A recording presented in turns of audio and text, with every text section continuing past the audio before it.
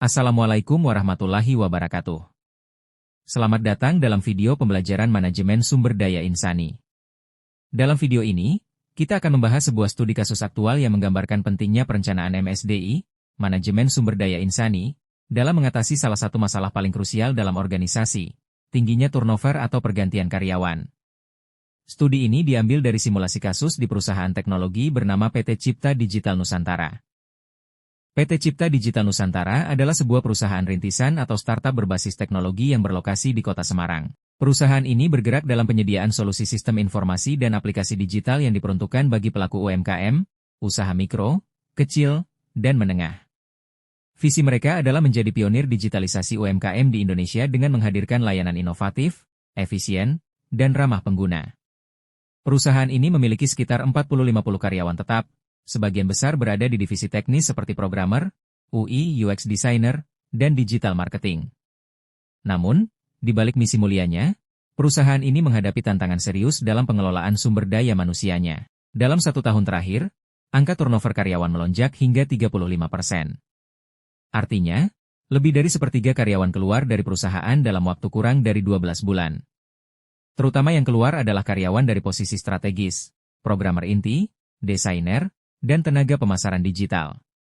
Beberapa dampak nyata yang langsung dirasakan oleh PT Cipta Digital Nusantara adalah tertundanya penyelesaian proyek klien karena kekurangan tenaga ahli. Turunnya produktivitas dan motivasi kerja karena beban kerja ditanggung oleh karyawan yang tersisa. Meningkatnya biaya rekrutmen dan pelatihan untuk karyawan baru. Menurunnya citra perusahaan di mata calon karyawan dan klien karena dianggap tidak stabil.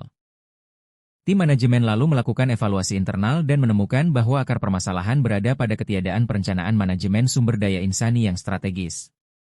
Beberapa kelemahan yang diidentifikasi adalah 1. Tidak adanya analisis kebutuhan tenaga kerja yang akurat. 2. Proses rekrutmen dilakukan terburu-buru, tanpa kriteria seleksi yang kuat. 3. Tidak tersedia program pelatihan dan pengembangan karir. 4. Tidak ada sistem manajemen kinerja yang terstruktur. 5. Karyawan merasa tidak dihargai, tidak memiliki arah, dan tidak ada keseimbangan kerja hidup. Untuk menyelesaikan masalah ini, manajemen mulai menerapkan pendekatan perencanaan MSDI secara sistematis. Langkah-langkah yang diambil meliputi 4 tahap utama. Pertama, dilakukan analisis kebutuhan SDM secara menyeluruh. Ini mencakup identifikasi posisi apa saja yang benar-benar dibutuhkan. Kompetensi inti yang harus dimiliki.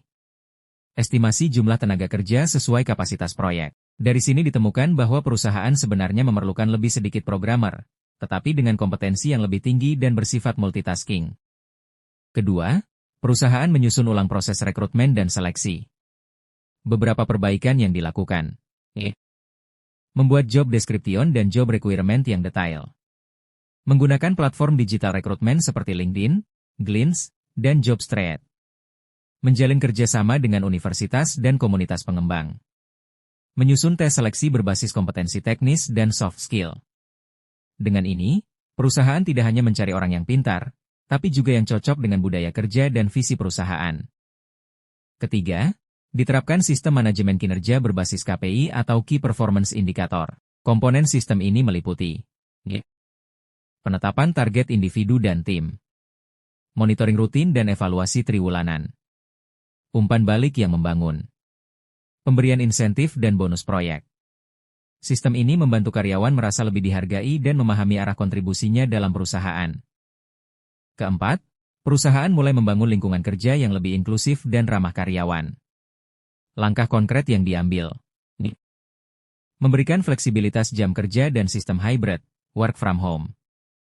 Menyediakan fasilitas penunjang seperti ruang istirahat, konseling, dan program relaksasi. Menyelenggarakan sesi pengembangan diri, workshop, dan team building.